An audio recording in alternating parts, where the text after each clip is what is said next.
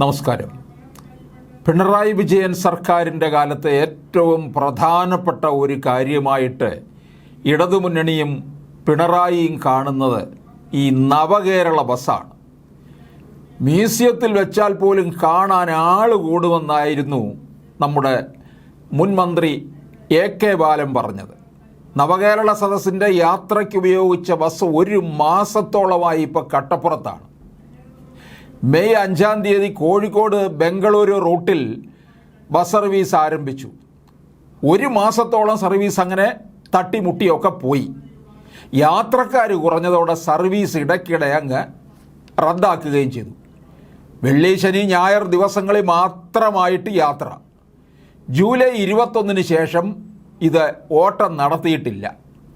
കോഴിക്കോട്ടെ KSRTC regional വർക്ക്ഷോപ്പിൽ കട്ടപ്പുറത്ത് പൊടി പിടിച്ച് കിടക്കുകയാണ് നമ്മുടെ ഈ ഇടതുമുന്നണിയുടെ വലിയ അലങ്കാര വസ്തുവായ ഈ നവകേരള ബസ്.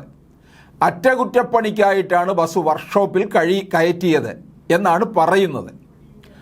കോഴിക്കോട് നിന്നാണ് ബസ് സർവീസ് നടത്തുന്നതെങ്കിലും തീരുമാനങ്ങളല്ല എടുക്കുന്നത് തിരുവനന്തപുരത്ത് നിന്നാണ്. ശുചിമുറി ഒഴിവാക്കി ആ ഭാഗത്തുകൂടി സീറ്റ് പിടിപ്പിക്കുന്നത് അടക്കമുള്ള പ്രവർത്തനങ്ങൾക്കാണ് ബസ് വർക്ക്ഷോപ്പിൽ കയറ്റിയതെന്നാണ് അറിയാൻ കഴിയുന്നത്. എന്നാൽ ഇതുമായി ബന്ധപ്പെട്ട കൃത്യമായ നിർദ്ദേശം കോഴിക്കോട് ഡിപ്പോ അധികൃതർക്ക് ലഭിച്ചിട്ടില്ല. ഓണത്തിന് കോഴിക്കോട് ബംഗളൂരു റൂട്ടിൽ വലിയ തിരക്കാണ് അനുഭവപ്പെടാറുള്ളത്.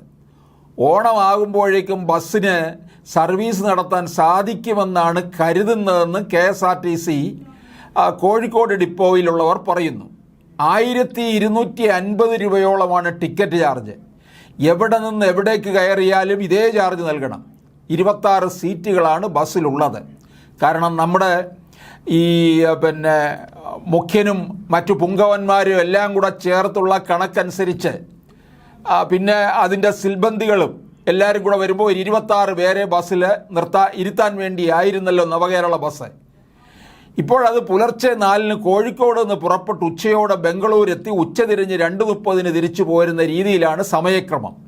ഉയർന്ന ടിക്കറ്റ് നിരക്ക്, സൗകര്യപ്രദമല്ലാത്ത സമയക്രമവുമാണ് യാത്രക്കാരെ ഈ ബസ് ഉപേക്ഷിക്കാൻ കാരണമാക്കിയതെന്ന് പറയുന്നുണ്ട്. AC സെമി സ്ലീപ്പർ ബസ്സുകൾക്ക് 800 രൂപയിൽ താഴെയാണ് കോഴിക്കോട് ബംഗളൂരു ടിക്കറ്റ് ചാർജ്. ഒരു ദിവസം 40,000 രൂപയെങ്കിലും വരുമാനം ലഭിച്ചാലേ ബസ് നഷ്ടമില്ലാതെ ഓടിക്കാൻ കഴിയത്തുള്ളൂ. എന്നാൽ പല ദിവസങ്ങളിലും 5-6 യാത്രക്കാരുമായിട്ട് സർവീസ് നടത്തേണ്ടി വന്നിരിക്കുകയാണ്.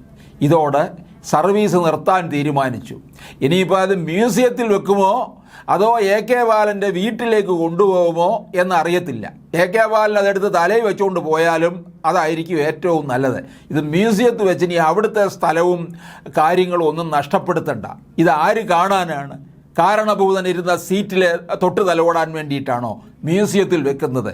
A.K. ബാലന് പിന്നെ വെളിവില്ലാത്തത് കൊണ്ട് എന്തും ഇങ്ങനെ അങ്ങ് പറയും.